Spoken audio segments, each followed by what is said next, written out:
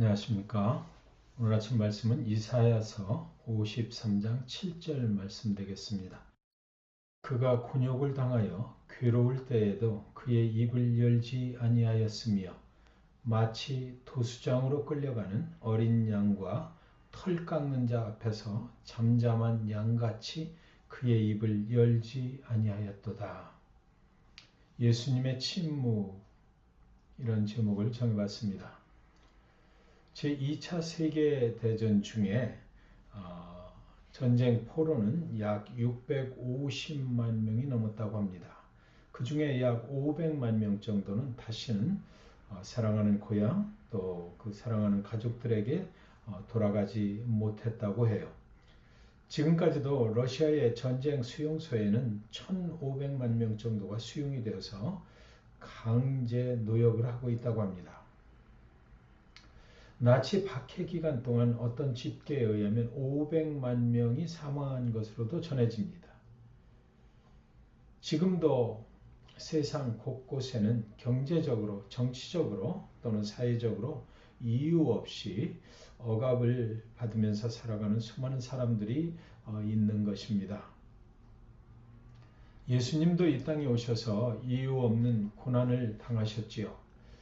그가 곤욕을 당하여 괴로울 때에도 그의 입을 열지 아니하였으며 메시아는 억울한데도 그의 입을 열어 항변하지 않는다고 이사야 선지자는 예언을 한 것입니다. 메시아는 이유 없이 당하는 고통 가운데서도 항변하지 않는다고 이사야 선지자는 예언을 한 것이에요. 메시아는 마치 도수장으로 끌려가는 어린 양과 같다고 했습니다. 이사야 선지자의 예언의 말씀대로 이 땅에 오신 예수님은 고난의 길에서 침묵하셨습니다. 마태복음 27장 12절과 14절 말씀에 보면 대제사장들과 장로들에게 고발을 당하되 아무 대답도 아니하시는지라 한마디도 대답하지 아니하시니 총독이 크게 놀라워하더라. 왜 아무 말도 하지 않으셨을까요? 왜냐하면 예수님은 자신을 변호하러 오신 분이 아니고 우리를 대신해 정죄를 받으시러 오신 분이기 때문입니다. 예수님의 침묵은 세상의 힘에 굴복하는 체념이 아니고요. 포기도 아니고 하나님께 대한 순종이었던 것입니다.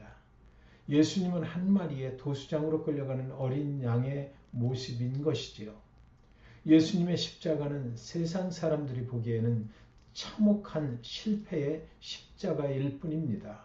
그러나 예수님의 십자가는 하나님의 말씀에 순종해서 하나님의 뜻을 이루는 완벽한 순종의 십자가인 것입니다. 오늘 본문 이사야의 말씀은 사도행전 8장 32절에 또 연결이 되어 있습니다. 읽는 성경 구절은 이것이니 일러스되 그가 도살자에게로 가는 양과 같이 끌려갔고 털 깎는 자 앞에 있는 어린 양이 조용함과 같이 그의 입을 열지 아니하였도다. 광야 기루에 마차를 타고 가는 한 사람이 있었어요. 그는 에디오피아에서 온 넷이었습니다. 그는 먼 길을 예루살렘까지 예배하러 왔어요. 그러나 그는 이방인이었습니다. 에디오피아 내시가 자신의 나라로 이제 돌아가는 길에 사막을 지날 때에 오늘 말씀인 이사야서 53장을 읽고 있었습니다.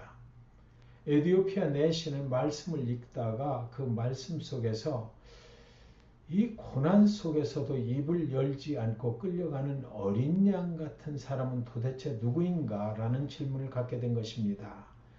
이사야 선지자는 지금 이 누구에 대해서 말하고 있는가라고 그런 질문을 가지고 그것을 이해할 수가 없었던 것이에요.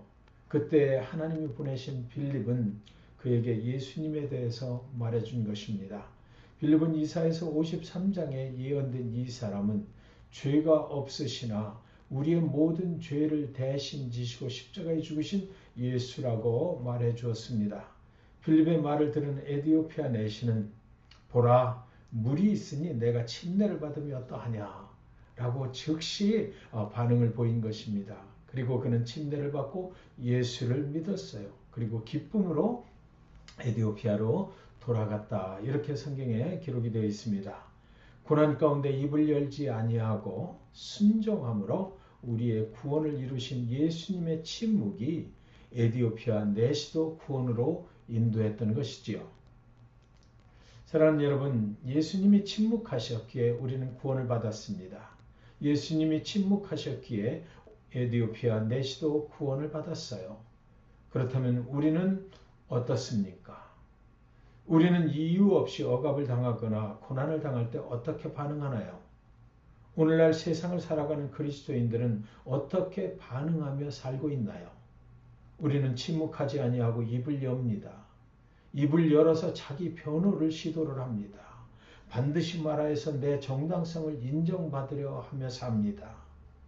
우리는 별것도 아닌 말 한마디에도 자존심이 상하고 상처받고 조금만 억울하게 불이익을 당하면 견디지 못하고 끝까지 해명하려고 하지 않습니까?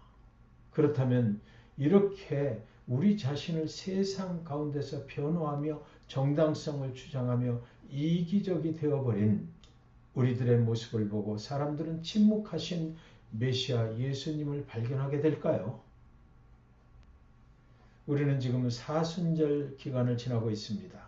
이 사순절 기간 동안에 침묵하신 예수님에 대하여 묵상하는 것입니다. 예수님은 하나님의 뜻에 순종하시기 위해서 침묵하셨습니다. 우리는 하나님의 말씀에 순종하며 살기를 원해요. 우리가 믿음을 지키다가 이유 없이 고난의 길에 설 때, 이유 없이 다른 사람들로부터 상처를 받게 될 때, 믿음 때문에 우리가 이유 없이 고난을 당하게 될 때에, 사랑하는 여러분, 우리도 예수님처럼 침묵으로 반응함으로써 우리의 삶을 통해서 하나님의 뜻을 이루고 우리의 삶을 통해서 많은 사람들이 예수님을 만날 수 있기를 소망하는 것입니다. 오늘 하루 예수님의 침묵에 대해서 묵상하시면서 우리의 삶을 침묵의 그 십자가 앞으로 가서 한번 자신의 모습을 돌아보는 그런 하루가 되었으면 좋겠습니다. 기도하겠습니다. 거룩하신 하나님 아버지, 억울하게 당하는 고난 가운데서도 침묵하신 예수님의 십자가를 바라봅니다. 우리가 믿음으로 살다가 고난을 당할 때 우리를 위하여 침묵하신 예수님을 기억하게 하여 주시옵소서. 억울하게 당하시는 그 고난 앞에서도 침묵하심으로 온 인류에게 구원의 길을 열어주신 예수님이 우리의 삶을 통하여 증거되게 하여 주시옵소서. 우리를 구원하시기 위하여 침묵하신 예수님의 이름으로 기도합니다. 아멘.